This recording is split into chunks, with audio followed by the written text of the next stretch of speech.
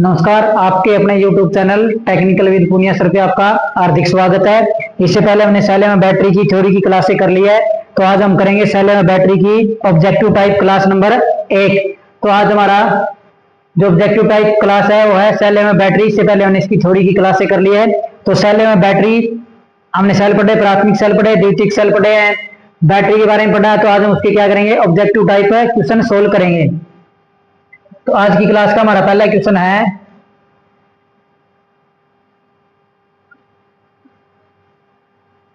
तो आज की क्लास का पहला क्वेश्चन है अपना, एक खुले परिपथ के सेल के दो सिरों के मध्य विभवांतर को सेल का कहा जाता है। क्या भाई, एक खुले परिपथ के सेल है, एक क्या हमारे पास खुला परिपथ सेल है, तो उसके दो सिरे हमारे, एक पॉजिटिव सिरा और एक नेगेटिव सिरा है। तो इनके बीच में जो विभवांतर पाया जाता है, क्या पाया जाता है, विभवांतर। विभव में जो अंतर होता है उसको क्या बोलते हैं, हमें विभवांतर बोलते हैं। और जो विभव में अंतर होता है तब हमारी क्या चलती है, धारा चलती है। तो कहा जाता है विभवांतर को सेल का कहा जाता है। तो टर्मिनल वोल्टेज कहा जाता है, ईएमएफ कहा जाता है, चार्ज कहा जाता है, शक्ति कहा जाता है। तो क्या कहा जाता है इसको, सेल का टर्मिनल वोल्टेज कहा जाता है, इलेक्ट्रोमोटिव फोर्स कहा जाता है, चार्ज कहा जाता है या शक्ति। तो टर्मिनल वोल्टेज कौन सी होती है, जो हम क्या लेते हैं, टर्मिनल के ऊपर जो वोल्टेज प्राप्त करते होते हमारी क्या होती है, टर्मिनल वोल्टेज होती है। ईएमएफ क्या होता है, हमारा इलेक्ट्रोमोटिव फोर्स होता है, चार्ज, शक्ति। तो इनके बीच में जो विभवांतर पाया जाता है उसको हम क्या बोलते हैं, ईएमएफ बोलते हैं, इलेक्ट्रोमोटिव फोर्स बोलते हैं। क्या बोलते हैं, इलेक्ट्रोमोटिव फोर्स बोलते हैं। क्या बोलते हैं, ईएमएफ, इलेक्ट्रोमोटिव फोर्स बोलते हैं, ईएमएफ। तो ये था हमारा पहला क्वेश्चन है। अगला क्वेश्चन हमारा भाई,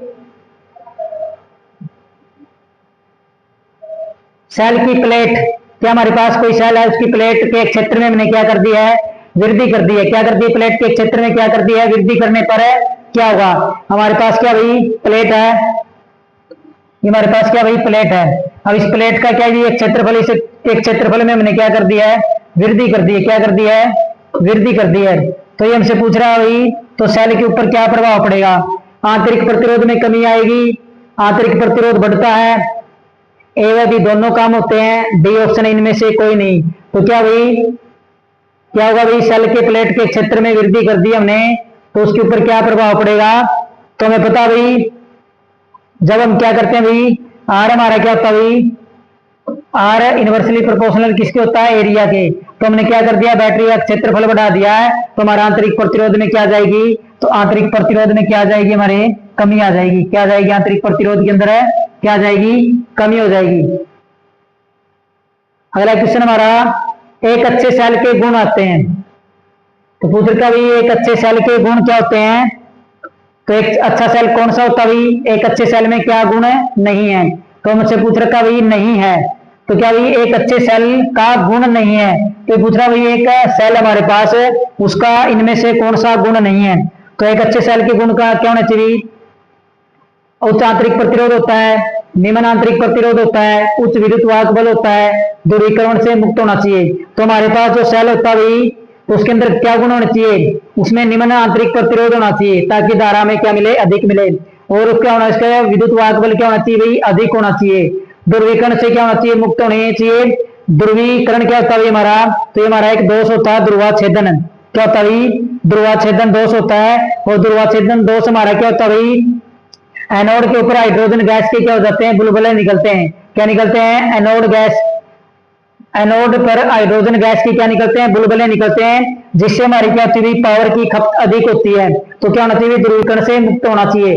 तो एक अच्छे सेल का गुण क्या नहीं होना चाहिए, गुण नहीं है, आंतरिक प्रतिरोध उच्च। क्या भाई, आंतरिक प्रतिरोध है उच्च, गुण नहीं भाई। एक अच्छा सेल हो तो उसके अंदर क्या होना चाहिए, आंतरिक प्रतिरोध अधिक नहीं होना चाहिए।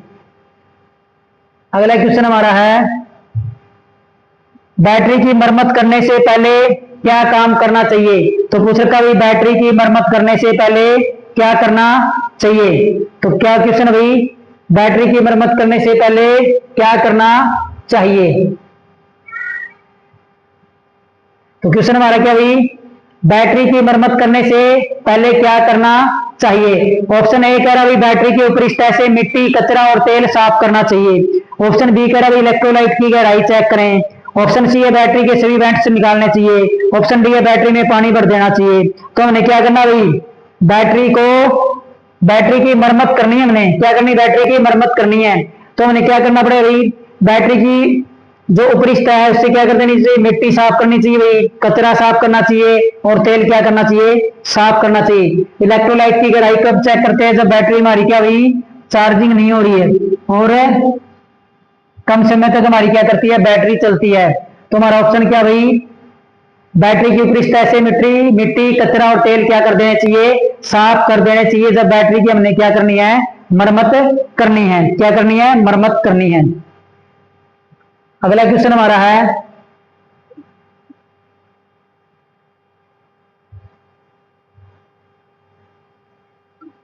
क्वेश्चन हमें कह रहा है कुछ तरल पदार्थों में विद्युत करंट का प्रवाह रासायनिक परिवर्तनों के साथ होता है, तो इस प्रभाव को हम क्या कहते हैं भाई, क्या कहते हैं भाई,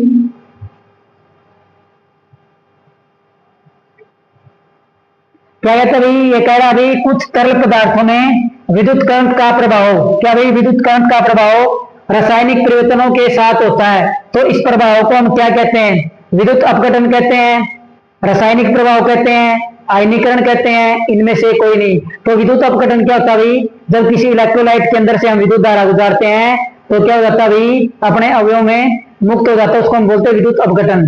तो कुछ तरल पदार्थों में विद्युत करंट का प्रभाव रासायनिक परिवर्तनों के साथ होता है, इस प्रभाव को हम क्या बोलते हैं, तो इस प्रभाव को हम क्या बोलते हैं भाई, रासायनिक प्रभाव बोलते हैं। क्या बोलते हैं, रासायनिक प्रभाव बोलते हैं। क्या बोलते हैं, रासायनिक प्रभाव बोलते हैं, केमिकल इफेक्ट बोलते हैं। क्या बोलते हैं, केमिकल इफेक्ट बोलते हैं। अगला क्वेश्चन हमारा है,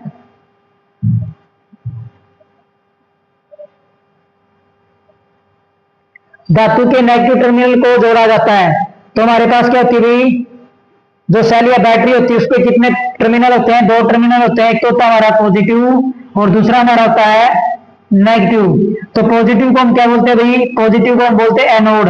क्या बोलते हैं, एनोड बोलते हैं। और नेगेटिव को क्या बोलते हैं, तो नेगेटिव को बोलते हैं हम कैथोड। क्या बोलते हैं, कैथोड बोलते हैं। तो ये सारी चीजें हम यहाँ कवर कर लेते हैं भाई।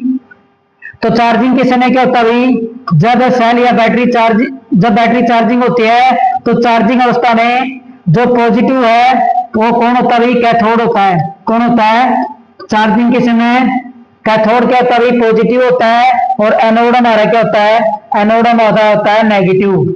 दूसरी कंडीशन पूछी जाती है, हम पढ़ते बैटरी की डिस्चार्जिंग अवस्था के बारे में पढ़ते हैं, चार्जिंग के बारे में नहीं पढ़ते, बैटरी की डिस्चार्जिंग अवस्था के बारे में पढ़ते हैं। तो डिस्चार्जिंग के समय क्या होता है, तो डिस्चार्जिंग के समय जो पॉजिटिव होता है वो कौन होता है, जो पॉजिटिव होता है वो हमारा होता है भाई एनोड। कौन होता है, एनोड। और जो नेगेटिव होता है हमारा कौन होता है, कैथोड होता है।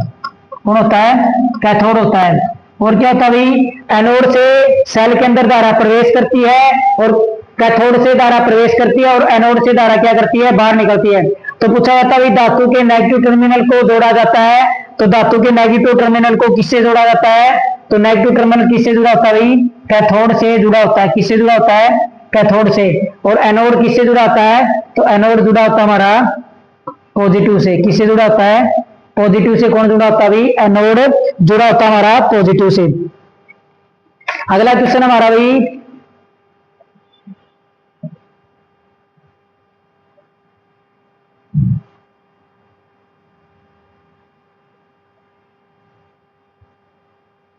क्वेश्चन भाई, धनात्मक इलेक्ट्रोड को क्या कहा जाता है। धनात्मक को हम क्या बोलते हैं भाई, पॉजिटिव बोलते हैं। क्या बोलते हैं, पॉजिटिव। तो पॉजिटिव में क्या करती है, धारा बाहर निकलती है। क्या करती है, धारा बाहर निकलती है। क्या निकलती है, धारा बाहर निकलती है। क्या निकलती है, धारा बाहर निकलती है। क्या करती है, धारा बाहर निकलती है धनात्मक से।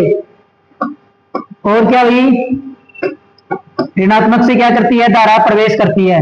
विलयन में धारा प्रवेश करती है। क्या करती है, धारा प्रवेश करती है। तो नेगेटिव को तो बोला जाता है कैथोड। क्या बोला जाता है भाई, कैथोड बोला जाता है। और पॉजिटिव को क्या बोला जाता है, तो पॉजिटिव को बोला जाता है एनोड। क्या बोला जाता है? एनोड। तो क्वेश्चन पूछ रहा है धनात्मक इलेक्ट्रोड को क्या कहा जाता है? तो धनात्मक इलेक्ट्रोड को क्या कहा जाता है? तो धनात्मक इलेक्ट्रोड को क्या कहा जाता है? एनोड कहा जाता है। क्या कहा जाता है? धनात्मक इलेक्ट्रोड को क्या कहा जाता है? एनोड कहा जाता है। अगला क्वेश्चन है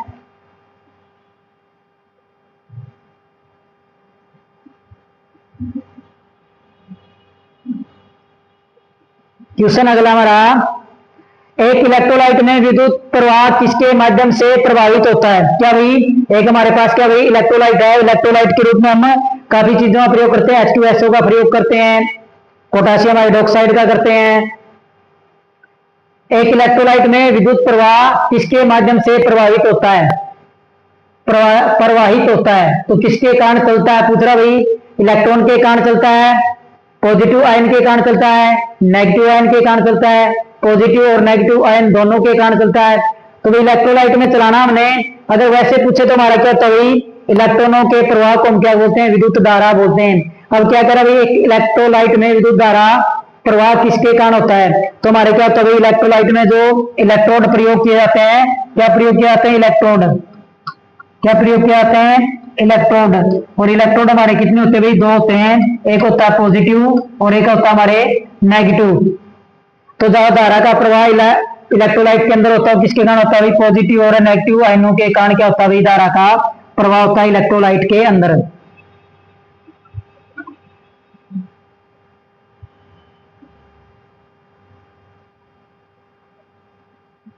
अगला क्वेश्चन हमारा, किसी द्रव माध्यम से विद्युत प्रवाह करवाने पर होने वाले रासायनिक परिवर्तनों को कहा जाता है? क्या कह रहा है भाई, किसी इलेक्ट्रोलाइट में से विद्युत धारा का प्रवाह कराने पर होने पर रासायनिक परिवर्तनों की प्रक्रिया को क्या कहा जाता है? तो क्या कहा जाता है भाई, किसी द्रव माध्यम से हमने क्या करें? विद्युत धारा का प्रवाह करवाया है, तो उसमें होने वाले रासायनिक परिवर्तनों को क्या कहा जाता है? विद्युत धारा कहा जाता है, इलेक्ट्रोलिसिस कहा जाता है, ए व बी दोनों कहा जाता है, ऑप्शन डी इनमें से कोई नहीं। तो जब हम क्या करते हैं, किसी भी इलेक्ट्रोलाइट के अंदर विद्युत धारा का प्रवाह करवाते हैं तो उसके गुणों में क्या हो जाता है? परिवर्तन हो जाता है। तो उस क्रिया को हम क्या बोलते हैं? इलेक्ट्रोलिसिस बोलते हैं। क्या बोलते हैं? इलेक्ट्रोलिसिस बोलते हैं। अगला क्वेश्चन हमारा भी,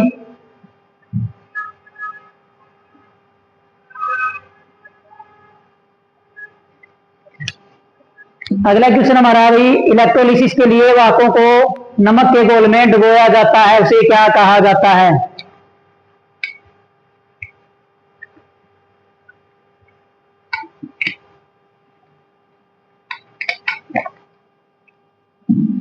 क्या भाई इलेक्ट्रोलिसिस के लिए वाहकों को नमक के घोल में डुबोया जाता है? तो ये हमारे होते हैं भाई, यहाँ पे हमारे क्या होते हैं? इलेक्ट्रोड होते हैं और यहाँ पे हमारे क्या बना होता है? ये गोल बना होता है। तो ये कह रहा भाई इलेक्ट्रोलाइसिस के लिए वाहकों को, ये हमारे क्या भाई वाहक होते हैं। क्या होते हैं ये वाहक? एक होता है पॉजिटिव और एक होता है हमारा नेगेटिव। इसको बोलते हैं इसको बोलते हैं एनोड पॉजिटिव को, और इसको क्या बोलते हैं? नेगेटिव को क्या बोलते हैं? कैथोड बोलते हैं।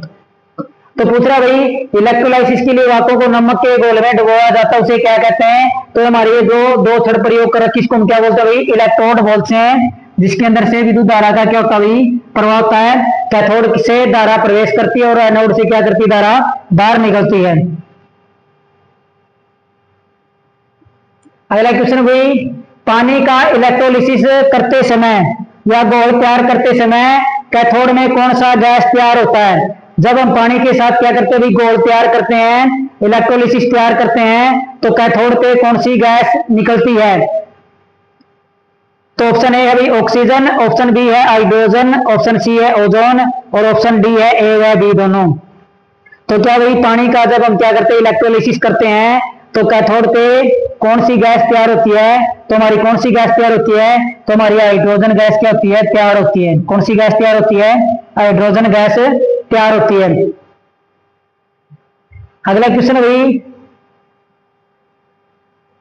जब सल्फ्यूरिक अम्ल में पानी मिलाते हैं तो क्या प्रक्रिया होती है? तो पूछ रहा भाई जब क्या करते हैं हमें?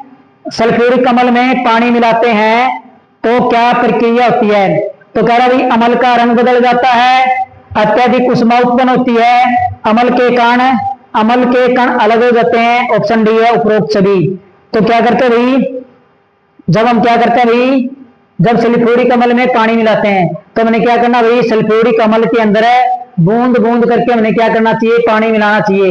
ये हमारे पास क्या भाई सल्फ्यूरिक अम्ल इसके अंदर है, तो इसके अंदर हमने क्या करना भाई, बूंद बूंद करके क्या करना है, पानी को मिलाना है। क्वेश्चन भी पूछा जाता भाई, तो क्या चीज मिलाते हैं हमें, सल्फ्यूरिक अम्ल में बूंद बूंद कर पानी मिलाते हैं। तो पूछ रहा भाई जब सल्फ्यूरिक अम्ल में पानी मिलाते हैं तो क्या होता है, तो क्या होता है भाई, अत्यधिक उष्मा उत्पन्न होती है। क्या होती है भाई, अत्यधिक उष्मा उत्पन्न होती है।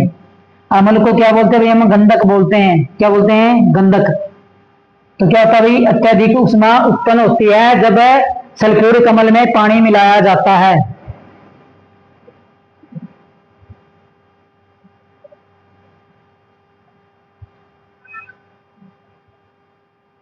अगला क्वेश्चन है, एक तत्व के विद्युत रासायनिक तुल्यांक का मापन किसके द्वारा किया जाता है।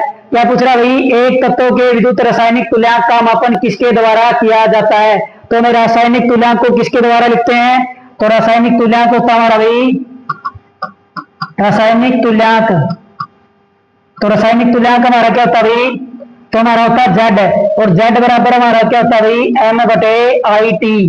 क्या होता है भाई, जेड बटे आई टी। तो ये हमें किसने बताया था भाई, फेराडे ने बताया था। तो फेराडे ने क्या कहा था, उसका पहला नियम था, तो उसने कहा था भाई जब हम किसी गोल के अंदर से विद्युत धारा का प्रवाह करवाते हैं तो इलेक्ट्रोड के मुक्त हुए पदार्थ का द्रव्यमान विद्युत धारा के क्या होता है, समानुपाती होता है। क्या होता है भाई, विद्युत धारा के समानुपाती होता है। और उस रासायनिक तुल्यांक को हम किससे लिखते हैं भाई, जेड से लिखते हैं। तो उसका प्रथम नियम क्या था भाई, तो जो एम है हमारे समानुपाती किसके होता है, क्यू के, विद्युत धारा की मात्रा के समानुपाती होता है। उसने कहा था भाई जब हम किसी भी विलयन के अंदर से विद्युत धारा का प्रवाह करवाते हैं तो मुक्त हुए पदार्थ का द्रव्यमान है विद्युत धारा की मात्रा के समानुपाती होता है। ये हमारी क्या भाई, क्या मात्रा है, और क्या बराबर हमारा क्या होता है भाई, आई टी होता है। तो एम समानुपाती हमारा क्या होगा भाई, आई टी हो गया। तो इस आई टी की जगह हम क्या लेते हैं भाई, रासायनिक तुल्यांक का प्रयोग करते हैं। किसका, रासायनिक तुल्यांक का, जिसको हम किससे लिखते हैं, जेड से। तो एम बराबर हमारा क्या होता है भाई, जेड आई टी हो जाता है। और जब यहां से हम जेड की वैल्यू निकालते हैं तो हमारा क्या होता है भाई, एम बटे आई टी हो जाता है। क्या होता है, आई टी।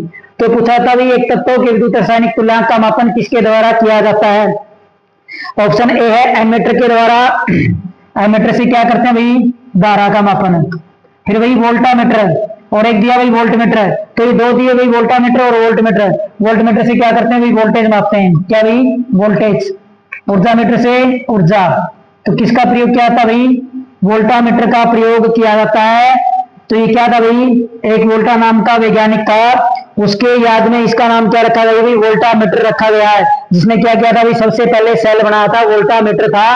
तो उसके सम्मान में इसका नाम क्या रखा भाई, वोल्टामीटर से उसका क्या करते हैं, हम मापन करते हैं। अगला क्वेश्चन हमारा भाई,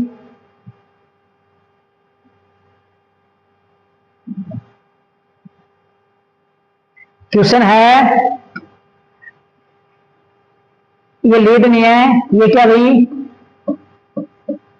लेड एसिड बैटरी में ऊर्जा किस रूप में संचित होती है। पूछ रखा भाई जो हमारी लेड एसिड बैटरी है उसमें ऊर्जा किस रूप में संचित होती है। क्या पूछ रखी भाई, ऊर्जा किस रूप में संचित होती है। जो हमारी बैटरी होती है, लेड एसिड बैटरी, तो उसमें होती है स्थिर विद्युत आवेश में होती है।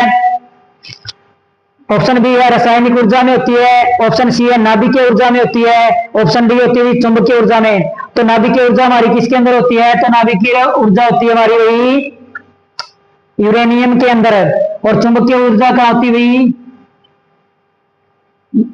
मोटर और जनरेटर के अंदर है। तो हमारी जो लेड एसिड बैटरी के अंदर जो ऊर्जा किस रूप में संचित होती है, तो हमारी किस रूप में होती हुई, रासायनिक ऊर्जा के रूप में संचित होती है। तो बैटरी हमारी क्या भी दोनों काम करती है, विद्युत ऊर्जा को रासायनिक ऊर्जा में बदलती है और रासायनिक ऊर्जा को किस में बदलती है, विद्युत ऊर्जा में। हमारे क्या होते हैं, सेकेंडरी सेल होते हैं। अगला क्वेश्चन अभी, एक कूलम विद्युत द्वारा किसी इलेक्ट्रोलाइट से मुक्त होने वाले पदार्थ के द्रव्यमान को कहा जाता है। तो हमने पढ़ा था भाई, फेराडे ने हमें क्या बताया था भाई, कोई विलयन है हमारे पास तो फेराडे का प्रथम नियम था भाई, हमारे पास कोई क्या है, विलयन है, अक्षारीय है। क्या भाई हमारे पास कोई अक्षारीय विलयन है, जब इसके अंदर से हम क्या करते हैं, विद्युत धारा का प्रवाह करवाते हैं। क्या करवाते हैं, विद्युत धारा का प्रवाह करवाते हैं। तो इलेक्ट्रोड के ऊपर मुक्त हुए पदार्थ का द्रव्यमान, क्या भाई इलेक्ट्रोड के ऊपर मुक्त हुए पदार्थ का द्रव्यमान है विद्युत धारा के क्या होता है भाई, समानुपाती होता है। क्या होता है, विद्युत धारा के समानुपाती होता है, विद्युत धारा की मात्रा के समानुपाती होता है। तो ये कह रहा है 1 कूलम विद्युत धारा किसी इलेक्ट्रोड से मुक्त होने वाले पदार्थ का द्रव्यमान को कहा जाता है। तो क्या कहा जाता है, पदार्थ का विद्युत रासायनिक तुल्यांक फैराडे का विद्युत अपघटन का पहला नियम है। ऑप्शन सी है विद्युत की मात्रा, ऑप्शन डी है इनमें से कोई नहीं। तो उसको हम क्या बोलते हैं भाई, क्या बोलते हैं, फैराडे का विद्युत अपघटन का पहला नियम के कारण ये क्या क्रिया होती है, संपन्न होती है। इसके कारण फैराडे के विद्युत अपघटन के पहले नियम के कारण ये क्या होती है, संपन्न होती है। अगला क्वेश्चन है ईसीई की फुल फॉर्म क्या है भाई, क्या पूछ रखी है, ईसीई की फुल फॉर्म क्या है। ऑप्शन ए दिया हुई इलेक्ट्रोकेमिकल इक्विवेलेंट, ऑप्शन बी दिया हुई इलेक्ट्रोकेमिकल इलेक्ट्रोलिसिस, ऑप्शन सी दिया हुई इलेक्ट्रो कंट्रोल अर्थिंग, और ऑप्शन डी दिया इनमें से कोई नहीं। तो ईसीई की फुल फॉर्म क्या होती है हमारी भाई, तो ईसीई की फुल फॉर्म होती है हमारी भाई इलेक्ट्रोकेमिकल इक्विवेलेंट। क्या होती है, विद्युत रासायनिक तुल्यांक। क्या होती है, इलेक्ट्रोकेमिकल इक्विवेलेंट, जिसको हम क्या बोलते हैं, विद्युत रासायनिक तुल्यांक। क्या बोलते हैं भाई, विद्युत रासायनिक तुल्यांक। क्या बोलते हैं, विद्युत रासायनिक तुल्यांक बोलते हैं। अगला क्वेश्चन भाई, विद्युत रासायनिक तुल्यांक का इकाई क्या है, किसकी भाई, विद्युत रासायनिक तुल्यांक की इकाई पूछ रखी भाई क्या है। ऑप्शन ए दिया भाई सेंटीमीटर पर कूलम, ऑप्शन बी दिया भाई ग्राम पर कूलम, ऑप्शन सी दिया भाई केजी पर कूलम, ऑप्शन डी दिया इनमें से कोई नहीं। तो हमने पढ़ा था भाई हमारा क्या होता है, तो हमारा होता है एम बराबर में होता है जेड आई टी। क्या होता है, जेड आई टी। तो एम हमारा क्या होता है भाई, मुक्त हुए पदार्थ का द्रव्यमान। क्या होता है, मुक्त हुए पदार्थ का द्रव्यमान। जेड हमारे पास क्या होता है भाई, जेड होता है हमारा रासायनिक तुल्यांक। क्या होता है, रासायनिक तुल्यांक। आई हमारी क्या होती है, विद्युत धारा होती है। क्या होती है, विद्युत धारा। टी हमारा क्या होता है भाई, टी होता है हमारा समय। तो यहां से हम क्या निकाल लेते हैं, जेड निकाल लेते हैं। तो जेड बराबर हमारा क्या हो जाएगा, जेड बराबर हो जाएगा हमारा एम बटे आई टी। क्या हो जाएगा भाई, आई टी। ठीक है हमारा भाई द्रव्यमान है, और द्रव्यमान को हम किसमें मेजर करते हैं भाई, तो किसमें मेजर करते हैं, ग्राम में। किसमें करते हैं, ग्राम में। और आई टी क्या भाई, विद्युत धारा की मात्रा है, तो इसका मात्रा क्या होता है भाई, कूलम होता है। क्या होता है, कूलम होता है। क्या होता है, कूलम होता है। तो हमारे क्या है भाई, विद्युत रासायनिक समतुल्य ईसीई इलेक्ट्रोलाइट केमिकल इक्विवेलेंट का इकाई क्या है, तो ग्राम पर कूलम क्या इसकी इकाई है। क्या भाई, ग्राम पर कूलम क्या इसकी इकाई है। अगला क्वेश्चन है कॉपर का विद्युत रासायनिक तुल्यांक कितना होता है। तो भाई ये डाटा हमें याद रखना पड़ेगा भाई, पूछ रखा भाई कॉपर का विद्युत रासायनिक तुल्यांक कितना होता है। तो हमें याद रखना पड़ेगा भाई, ऑप्शन ए है 0.329 mg पर कूलम, ऑप्शन बी दिया भाई 0.30 ग्राम पर कूलम, ऑप्शन सी दिया भाई 0.635 किलोग्राम कूलम, ऑप्शन डी दिया भाई 0.840 केजी। तो हमारा क्या होता है भाई, विद्युत रासायनिक तुल्यांक की मात्रा क्या होती है हमारी भाई, ग्राम पर कूलम होती है। तो ये तो हमारा कैंसिल हो जाएगा, ये भी कैंसिल हो गया और ये भी कैंसिल हो गया। तो कितनी होती है 0.3 जी ग्राम। अगला क्वेश्चन हमारा है इलेक्ट्रोप्लेटिंग किस सिद्धांत पर काम करती है। पूछ रहा भाई इलेक्ट्रोप्लेटिंग किस सिद्धांत पे काम करती है। तो इलेक्ट्रोप्लेटिंग हमारी क्या होती है भाई, एक धातु पे दूसरी धातु की परत डालना। क्या भाई, एक धातु की ऊपर दूसरी धातु की पर चढ़ाना हमारा क्या कहलाता है? इलेक्ट्रोप्लेटिंग कहलाता है, विद्युत रंजन कहलाता है। इंग्लिश में क्या, हिंदी में क्या बोलते हैं इसको? विद्युत रंजन। क्या बोलते हैं? विद्युत रंजन बोलते हैं। तो जो प्लेट है उसके ऊपर दूसरी प्लेट की हमने क्या करनी है? पर चढ़ानी है। तो प्लेट क्या होती है? प्लेट एनोड से हटके किस पे चढ़ेगी? कैथोड पे। किस पे? एनोड से किस पे चढ़ेगी? कैथोड पे। किस पे चढ़ेगी? कैथोड पे। तो कैथोड क्या हो जाएगी? हल्की हो जाएगी और एनोड क्या हो जाएगी? भारी हो जाएगी। ये हमारी क्या होती है? इलेक्ट्रोप्लेटिंग होती है। तो ये पूछ रहा भाई इलेक्ट्रोप्लेटिंग किस धातु पर काम करती है? तो किस धातु पे काम करती है? फैराडे के विद्युत अपघटन के नियम पर, ऊष्मा संरक्षण के नियम पर, रासायनिक नियम पे, किरचॉफ के नियम पे। तो किरचॉफ ने कितने नियम दिए थे? 2 दिए थे, एक था केसीएल और दूसरा था केवीएल। किरचॉफ करंट लॉ और किरचॉफ वोल्टेज लॉ। तो हमारे किसके ऊपर निर्भर करती है भाई?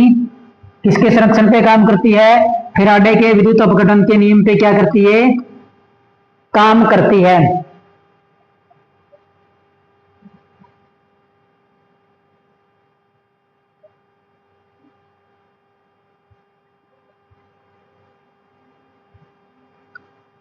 अगला क्वेश्चन अभी विद्युत लेपन में। विद्युत लेपन का मतलब इलेक्ट्रोप्लेटिंग में किसी इलेक्ट्रोड पर जमा होने वाला द्रव्यमान किसके समानुपाती होता है?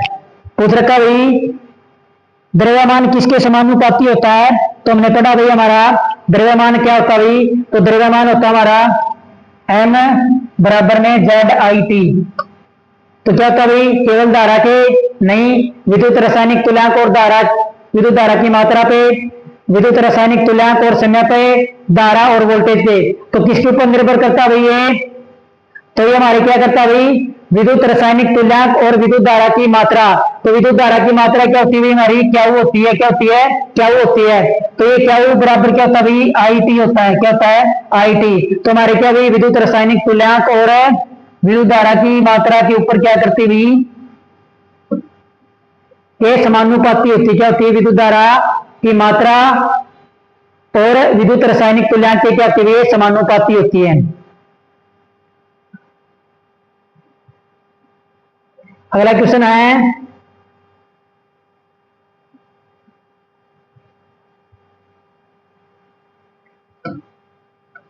विद्युत अपघटन के दौरान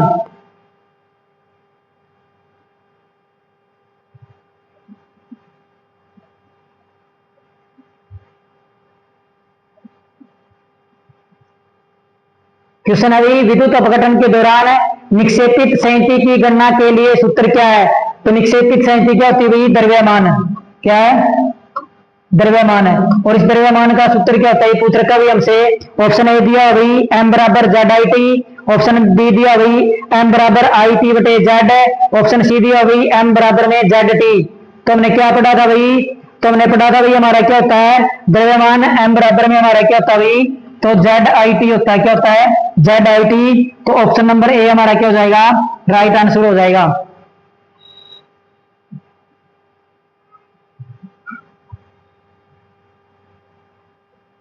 आगे में एक न्यूमेरिकल दिया हुआ भाई, लोहे के एक टुकड़े पर सोने की परत का विद्युत लेपन किया जाना। भाई क्या कह रहा है? लोहे के एक टुकड़े पर क्या भाई? लोहे के एक टुकड़े पर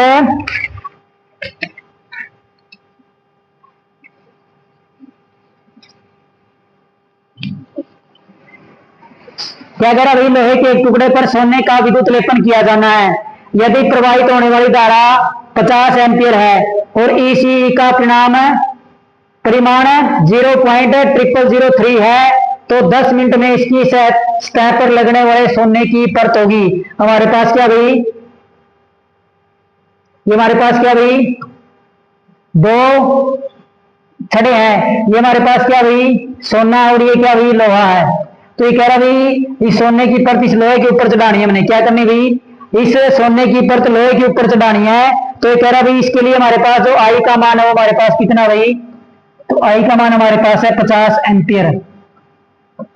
EC का मतलब भाई, EC का मतलब भाई Z बराबर हमारे पास कितना भाई? 0.0003 और टाइम कितना हमारे पास भाई? तो टाइम हमारे पास है 10 मिनट।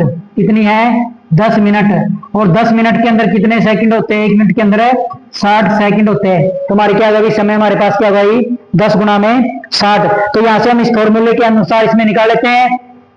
तो m बराबर हमारा क्या होता है? तो m बराबर होता है हमारा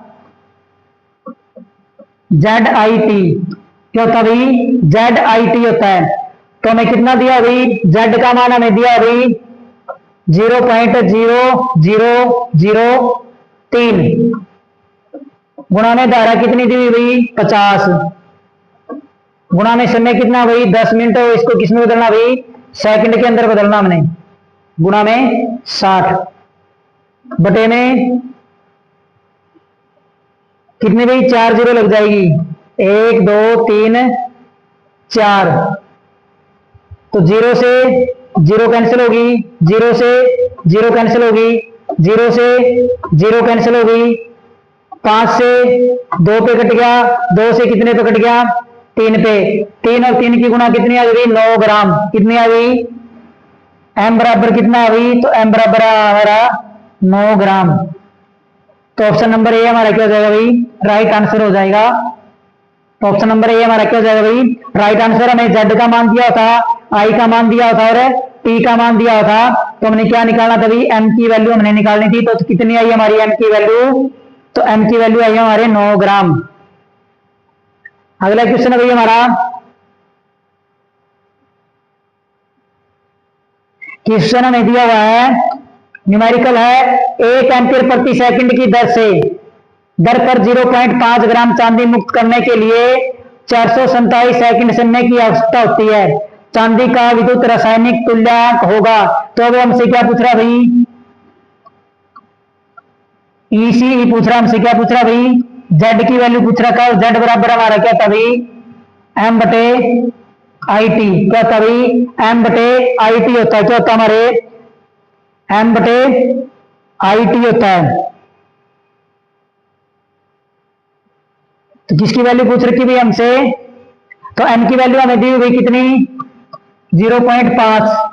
कितनी दी है? 0.5। और धारा में कितनी दी हुई? 1 एम्पियर। गुणा में समय कितना दिया हुई? 447 सेकंड। कितना दिया? 447 सेकंड। ऊपर से पॉइंट हटाएंगे तो नीचे कितना आ गया भाई? 10। तो ये हमारा क्या होगा भाई? 5 बटे 10 सत्ते 70 ऐसी लगी 7, 10 तो के 40 और 7 47 ऐसी लगी 4, 10 तो के 40 और 4 44। तो ये हमारा क्या आ गया भाई? इतने ग्राम गुलाम हो जाएगा हमारा, इतने ग्राम है गुलाम। इसकी आप गुणा भाग करोगे तो ये जो हमारा उत्तर आता होता है 001118 ग्राम। ये मैंने भाई फॉर्मूले के अंदर रख के बता दिया आपको। जब आप किसकी 5 को 44 से भाग करोगे तो हमारा कितना आता है भाई? ये मान हमारा आता है। अगला क्वेश्चन हमारा, निकल प्लेटिंग के लिए एनोड किसका बना होता है? तो एनोड हमारा क्या होता है भाई? एनोड किसके रूप में प्रयोग करते हैं? पॉजिटिव के रूप में करते हैं। तो पूछ रहा भाई निकल प्लेट के अंदर है जो एनोड बना होता है वो किस चीज का बना होता है? तो निकल क्रोमियम का होता है, निकल आयरन का होता है और निकल शुद्ध निकल का होता है, कोबाल्ट का होता है। तो भाई किसका प्रयोग करके हमने निकल प्लेट का प्रयोग कर रखा है। तो एनोड के रूप में किसका प्रयोग किया जाता है भाई? शुद्ध निकल का प्रयोग किया जाता है। अगला क्वेश्चन हमारा है,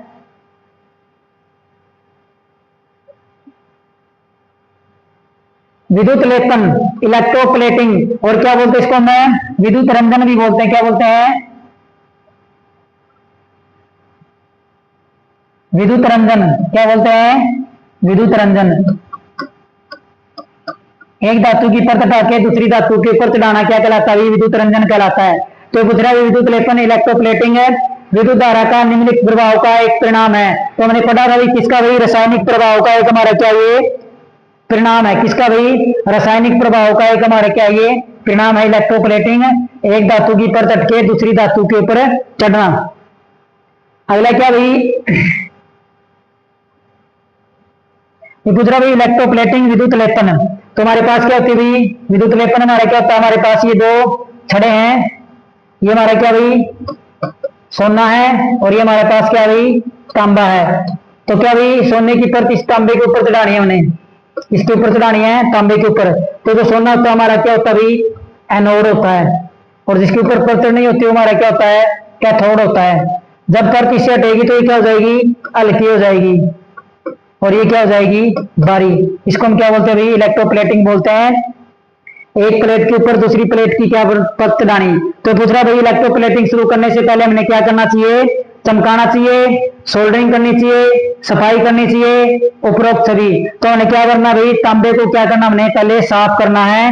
जब उसके ऊपर हमने क्या करनी, सोने की परत डाली है तो क्या किया जाता है भाई, साफ या सफाई की जाती है।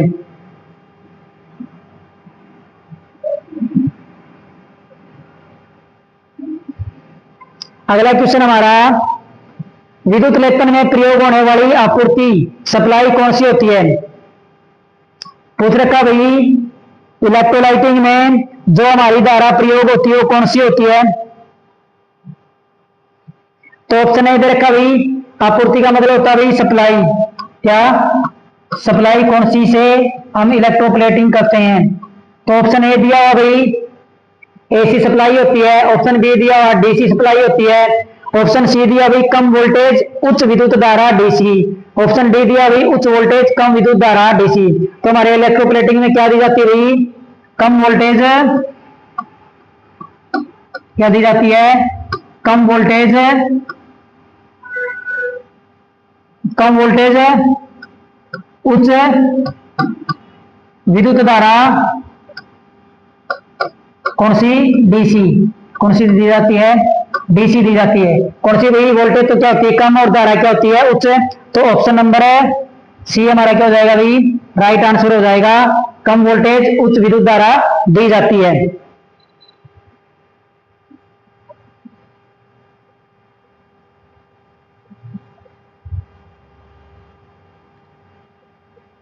अगला क्वेश्चन है भाई, रासायनिक ऊर्जा को विद्युत ऊर्जा में परिवर्तित करने वाला उपकरण होता है भाई। क्या पूछ रखा है, रासायनिक ऊर्जा को विद्युत ऊर्जा में परिवर्तित करने वाले उपकरण को क्या कहा जाता है।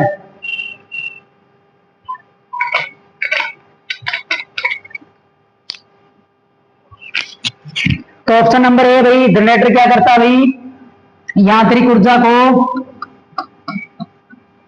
यांत्रिक ऊर्जा किसमें बदलता है, विद्युत ऊर्जा में। किसमें बदलता है, विद्युत ऊर्जा में। मोटर क्या करती भाई, विद्युत ऊर्जा को यांत्रिक में बदलती है। किसमें बदलती है, यांत्रिक ऊर्जा में। तो हमारे क्या उपरोक्त सभी तो हो नहीं सकता, तो हमारे कौन करते भी, सेल या बैटरी ये काम करते हैं। और सेल हमारे पास कितने प्रकार के होते हैं, सेल हमारे पास दो प्रकार के होते हैं, प्राथमिक सेल और द्वितीयक सेल। प्राथमिक सेल वे सेल होते हैं जिसको एक बार डिस्चार्ज करने के बाद दोबारा से क्या नहीं किया जा सकता, चार्ज नहीं किया जा सकता। और ये क्या करते भाई, ये रासायनिक ऊर्जा को विद्युत ऊर्जा में बदलते हैं। और बैटरी हमारी क्या होती है, बैटरी होती है हमारी, इसको हम क्या कर सकते हैं, बार बार डिस्चार्ज करके क्या कर सकते हैं, चार्ज कर सकते हैं। और बैटरी हमारी क्या होती है, यह विद्युत ऊर्जा को रासायनिक ऊर्जा में और रासायनिक ऊर्जा को विद्युत ऊर्जा में बदलती है, दोनों काम करती है। अगला क्वेश्चन हमारा ये पूछ रहा भाई, सरल वोल्टिक सेल का नेगेटिव इलेक्ट्रोड या कैथोड किसका बना होता है। तो किसका बना होता है भाई, तो हम क्या बोलते हैं नेगेटिव को, हम क्या बोलते हैं भाई, नेगेटिव इसमें दे दिया साथ में, क्या बोलते हैं, कैथोड बोलते हैं। क्या बोलते हैं, कैथोड। और ये कैथोड किसका बना होता है भाई, जिंक का बना होता है, तांबे का बना होता है, कार्बन का बना होता है, उपरोक्त सभी। तो तांबे का हमारा क्या बना होता है, तांबे का हमारा बना होता है एनोड। क्या बना होता है, तांबे का हमारा होता है एनोड। और जिंक या जस्ते का हमारा क्या होता है, कैथोड होता है। अगला क्वेश्चन हमारा, इलेक्ट्रोप्लेटिंग के लिए जो मशीन प्रयोग की जाती है, क्या भाई इलेक्ट्रोप्लेटिंग के लिए बफिंग मशीन की गति क्या होनी चाहिए। तो पूछ रहा है जब हमने इलेक्ट्रोप्लेटिंग करनी है, उसकी बफिंग मशीन होती है, उसकी गति क्या होनी चाहिए, उच्च होनी चाहिए, कम होनी चाहिए, मध्यम होनी चाहिए, उपरोक्त सभी। तो बफिंग मशीन की गति क्या होनी चाहिए हमारी भाई, तो बफिंग मशीन की गति हमारी क्या होनी चाहिए, उच्च होनी चाहिए। क्या होनी चाहिए, उच्च गति होनी चाहिए। अगला क्वेश्चन हमारा भाई, शोषक सेल का अंकित वोल्टेज है भाई, इसका शोषक सेल का अंकित वोल्टेज पूछ रखा भाई। शोषक सेल को हम क्या बोलते हैं भाई, ड्राई सेल। क्या बोलते हैं, ड्राई सेल। तो इसका भी अंकित वोल्टेज पूछ रखा हमसे, कितना होता है, 1.5 होता है, 1.8 होता है, 2.5 होता है, 3.5 होता है, तो कितने वोल्टेज होता है इस सेल का, हमारा ड्राई सेल का 1.5 वोल्टेज होता है। कितना होता है? 1.5 वोल्टेज होता है।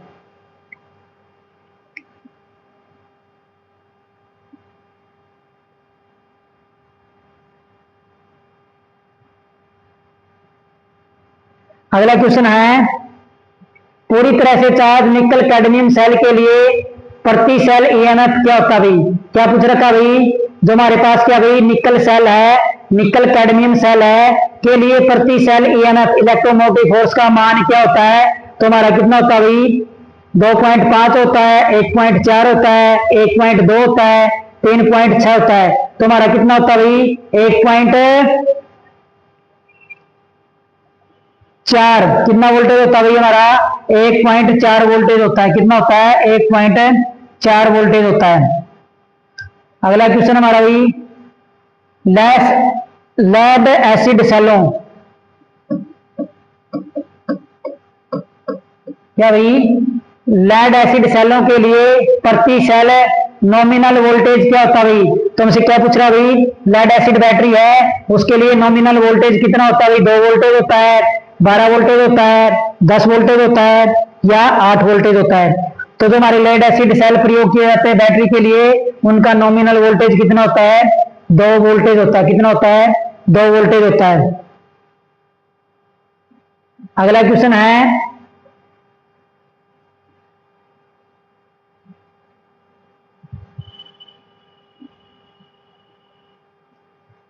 Addition cell. एडिशन सेल हमारा क्या भाई? एक प्राथमिक सेल है। तो पूछ रहा भाई एडिशन सेल के लिए नेगेटिव प्लेट का निर्माण किससे किया जाता है? तो एडिशन सेल के लिए नेगेटिव प्लेट का निर्माण किससे किया जाता है भाई?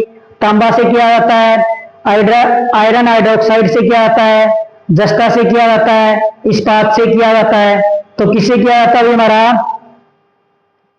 तो हमारा क्या किससे किया जाता है भाई? आयरन हाइड्रोक्साइड से क्या किया जाता है? इसका निर्माण किया जाता है। किससे किया जाता है भाई? आयरन हाइड्रोक्साइड से एडिशन सेल के नेगेटिव प्लेट का क्या किया जाता है? निर्माण।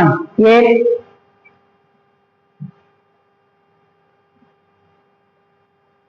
अगला क्वेश्चन हमारे पास भी, जो लेड एसिड सेल है उसको किस वोल्टेज से नीचे डिस्चार्ज नहीं करना चाहिए?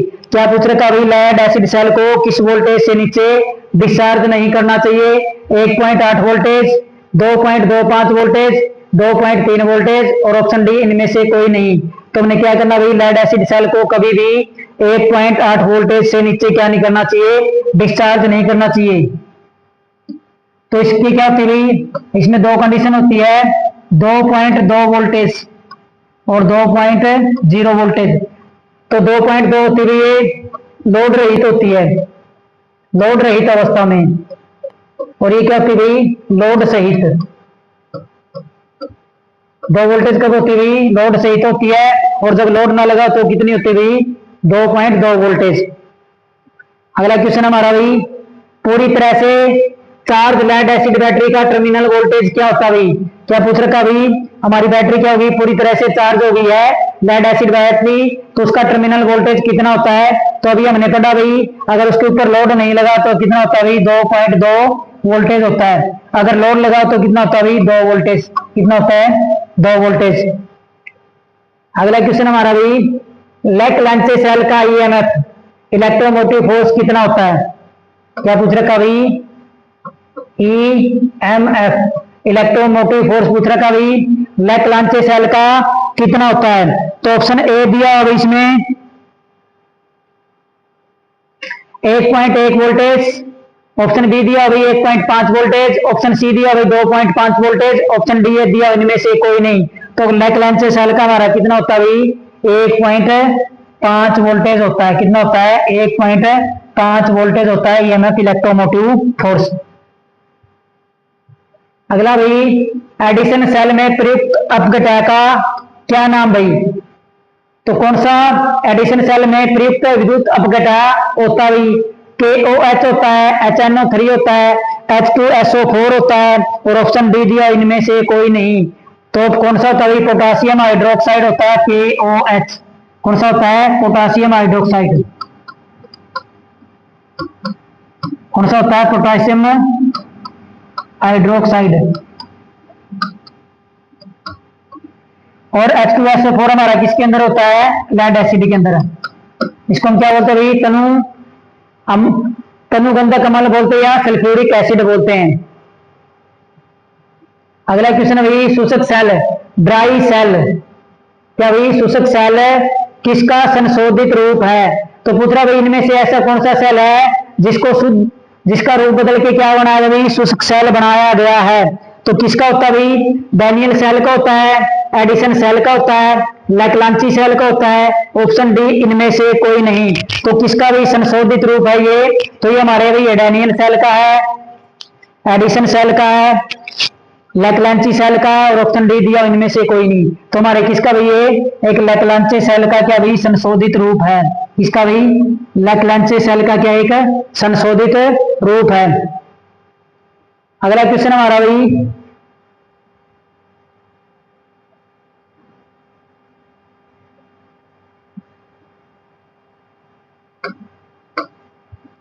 ये पूछ रहा भाई एक ड्राई सेल में बेलनाकार जिंक पोट जस्ते का बर्तन होता है, किस रूप में कार्य करता है? तो किस रूप में कार्य करता भाई?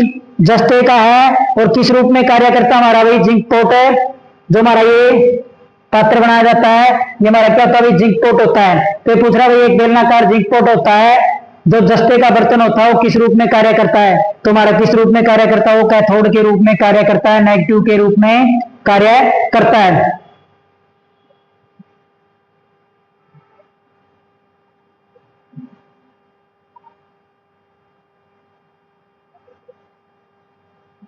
अगला क्वेश्चन हमारा भी निम्नलिखित में से कौन सा एक ड्राई सेल है? पूछ रखा भी इनमें से कौन सा एक ड्राई सेल है? तो ड्राई सेल के बारे में पूछ रखा भी कौन सा है? तो अभी हमने पढ़ा भी ड्राई सेल के अंदर क्या होता है? एक बेलनाकार जिंक पोट होता है जिसका प्रयोग हम किसके रूप में करते हैं भाई? जस्ते के बर्तन के रूप में करते हैं। और वो किसका बना होता है भाई? क्या होता है वो? कैथोड का काम करता है। किसका काम करता है? कैथोड का काम करता है। तो ऑप्शन है दिया भाई सिल्वर ऑक्साइड सेल है, जिंक ऑक्साइड सेल है, जिंक कार्बन सेल है और लिथियम सेल है। तो निम्नलिखित में से कौन सा एक ड्राई सेल है भाई? हमारा जिंक कार्बन सेल है जिसके अंदर नेगेटिव प्लेट किसकी होती है? जिंक की, और पॉजिटिव किसकी होती है? कार्बन की बनी होती है।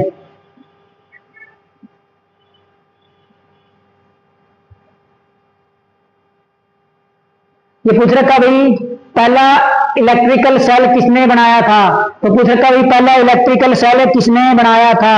ऑप्शन ए है भाई वोल्टा ने, ऑप्शन बी है फ्रैंकलिन ने, ऑप्शन सी है एडिसन ने, ऑप्शन डी है किरचॉफ ने। तो हमारा किसने बनाया था भाई? पहला इलेक्ट्रिक सेल किसने बनाया था? वोल्टा ने बनाया था वोल्टिक सेल, फ्रैंकलिन ने बनाया था, एडिसन ने बनाया था, किरचॉफ ने बनाया था। तो जब हम एक सांद्र पात्र लेते हैं ये, तो इसका हमने नाम रखा था भाई वोल्टामीटर। क्या रखा था? वोल्टामीटर। और किस लिए रखा था भाई? ये एक वोल्टा नामक का वैज्ञानिक था। कौन था भाई? वोल्टा नामक का एक क्या था? वैज्ञानिक था। उसकी याद में हमने क्या रखा था भाई? इसका नाम है वोल्टामीटर रखा था। तो पहला सेल भी किसने ही बनाया था हमारा? तो पहला सेल भी हमारा किसने बनाया था भाई? वोल्टा ने ही बनाया था। किसने बनाया था? वोल्टा ने। अगला क्वेश्चन है प्राथमिक सेल के बारे में क्या सही है? ये पूछ रहा भाई जो हमारा प्राथमिक सेल है उसके बारे में निम्नलिखित में से कौन सा सही है? प्रेरण सिद्धांत पर काम करता है, दोबारा से चार्ज किया जा सकता है, दोबारा से चार्ज नहीं किया जा सकता। ऑप्शन डी है उपरोक्त सभी। तो क्या होता है हमारा जो प्राथमिक सेल होता है वो क्या होता है? वोल्टेज क्या होती है इसकी? कम होती है। ईएमएफ क्या होता है? कम होता है। और क्या करता है? रासायनिक ऊर्जा को विद्युत ऊर्जा में बदलता है। क्या करता भाई? रासायनिक ऊर्जा को विद्युत ऊर्जा में बदलता है। किसमें बदलता है? विद्युत ऊर्जा में। और क्या काम करता है? हल्का होता है, सस्ता होता है और कमजोर होता है। और क्या नहीं होता भाई? इसको दोबारा से चार्ज नहीं किया जा सकता। दोबारा चार्ज नहीं किया जा सकता। तो क्या भाई प्राथमिक सेल के बारे में क्या सही है? तो प्रेरणा सिद्धांत पर काम करता है? नहीं करता। ऑप्शन बी दोबारा से चार्ज किया जा सकता भाई? दोबारा से इसको चार्ज नहीं किया जा सकता। ऑप्शन सी क्या भाई? दोबारा से चार्ज नहीं किया जा सकता। तो इसके बारे में ये कंडीशन क्या भाई? सही है। इसको दोबारा से हम क्या नहीं कर सकते? चार्ज नहीं कर सकते। तो ये था भाई हमारा प्राथमिक सेल को हम क्या नहीं कर सकते? दोबारा से चार्ज नहीं कर सकते। ये थी भाई हमारी क्लास नंबर 1 है, सेल एवं बैटरी की ऑब्जेक्टिव टाइप। कौन सी थी?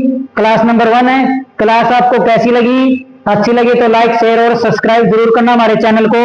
ऐसी वीडियो आपके लिए आती रहेगी इस चैनल पे।